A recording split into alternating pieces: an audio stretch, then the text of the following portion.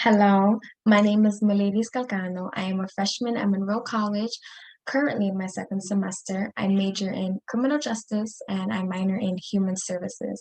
I am more than excited to be a part of the NRHC, presenting my topic on the aggression in law enforcement and who is really to blame. Law enforcement has not had its best year in 2020. The murder of George Floyd at the hands of police reignited the fight against systematic racism in the United States. People from all around the world took the time out of their days to go out into the streets and to protest for Black Lives Matter in the hopes of justice. However, law enforcement responded with more aggression. Videos showed officers all around the world reacting to riots and peaceful protests with rubber bullets, tear gas, shoves, and beatings. This occurred to maintain law and order, but if anything, it made everything so much more chaotic. This presentation will examine the training methods of law enforcement and through understanding the flaws that are present in the system, I believe it could prevent any more unnecessary deaths from taking place. Recommendations on how to solve this important issue will also be discussed.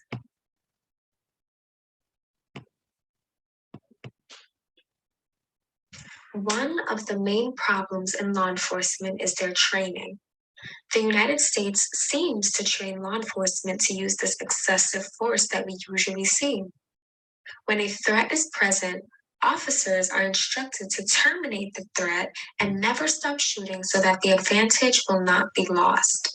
If no deadly force is present, there is still an aggressive force present, like knees on the neck and face pressing to the ground. African Americans are the main race to fall victim to this aggression. Although half of the people shot and killed by officers are white Americans, Black Americans make up only 13% of the US population and are disproportionately killed by officers, more than twice the rate of white Americans, with most victims being between the ages of 20 and 40. To put this into easier words, although white Americans have a higher number of deaths at 2,449 than Black Americans at 1,301, the overall smaller percentage of Black Americans than white Americans give a rate of deaths for Black Americans at 31 and white Americans at 13. Since the beginning of 2015, a total of 4,927 people across the country have been killed by officers. Those numbers are too high when you remember that these are the same people who swore to protect and serve their people. Situations when law enforcement come around turn into the people versus the police, and that is the problem. We've grown too much tension against law enforcement because of this aggressive behavior. Figure 1 shows the lifetime risk of being killed by cops based on race and gender per 100,000 people. As you can see, African American males are at the top with the highest risk, almost surpassing 100, while the other touch just 50 and below. This statistic is important because it shows that when we see the things we do on the news and on social media regarding police brutality, we are not wrong and we are not crazy to think that this aggression is indeed targeted. Figure 2 shows mortality rate of women versus men by race. It's important because when we see the deaths of Black Americans on the news, we don't exactly see every single one. In this figure, African American males top the charts, while the women come second behind American Indian or AK natives. Figure 3 shows police killings by race and age. This is most likely the most important chart because it puts the injustice into more of a perspective when it comes to the ages.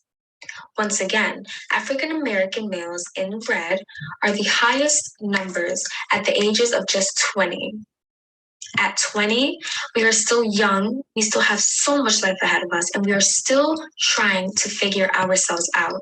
It's devastating to think so many young lives are being taken at the hands of law enforcement. Now, to become a cop is said to take a total of 840 hours or 21 weeks of training. This is not the case for all departments, though, which is another issue. There is no standard code to training, so every state has different forms of training and requirements.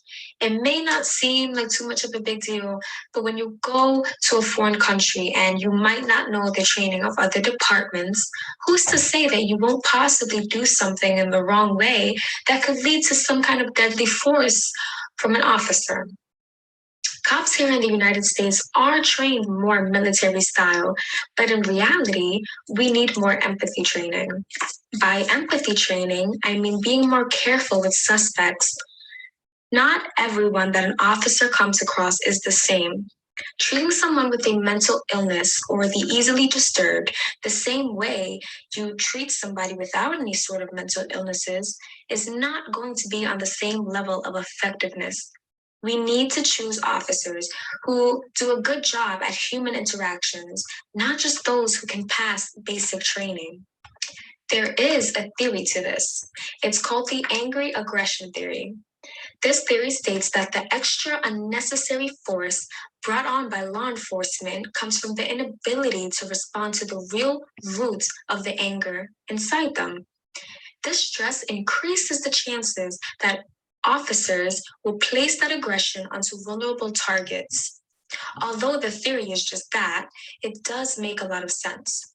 An officer's job is not easy, and their job, along with their home life, can definitely cause misplaced and targeted anger.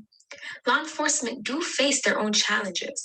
Many officers are overworked with long shifts, which can cause fatigue, and that fatigue can lead to erratic behavior.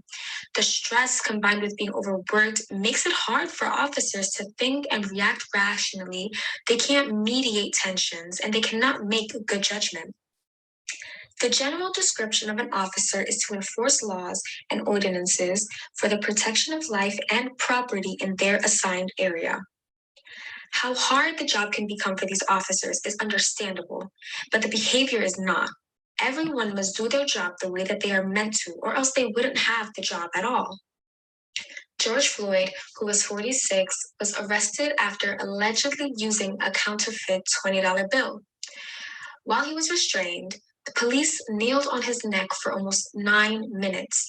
George became unresponsive, but the knee stayed on his neck. His killing sparked protests, both peaceful and violent, across the nation for Black Lives Matter. The amount of people who came together to support the same cause was like no other. This showed us that if we wanted to, we could all come together and do something great. Tamir Rice was 12 years old when he was killed playing with a fake gun in a park with his sister. Police opened fire and no aid was given to Tamir immediately. He died at the hospital the very next day.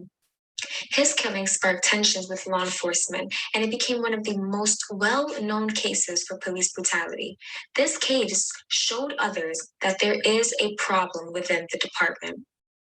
Tatyana Jefferson was 26 when she was killed by shots fired into her home by an officer who had responded to a call from a neighbor who said that Tatyana left her door open. She was unfortunately killed in front of her nephew. Her killing uncovered the constant mistreatment of Latinos and Blacks by law enforcement. A 9-member community oversight and work to increase the community's trust in the department came out because of this. Now, all in all, the aggression in law enforcement and the tensions that it brings worldwide can no longer be denied. Law enforcement need to work on their form of training and use less deadly and aggressive force because it is indeed possible. There also has got to be a focus on recruiting the right people for the job. The aggression and the violence is what's causing this tension.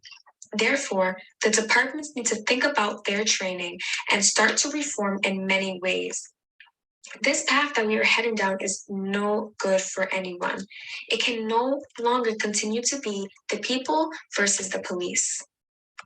Once again, thank you so much for allowing me to present my topic and my feelings towards my topic. My name is Mileiris Calcano, and if you'd like to reach out to ask me any questions, my email is Mileiris, Mileiris, 2002 at gmail.com, and I am more than happy to answer any questions.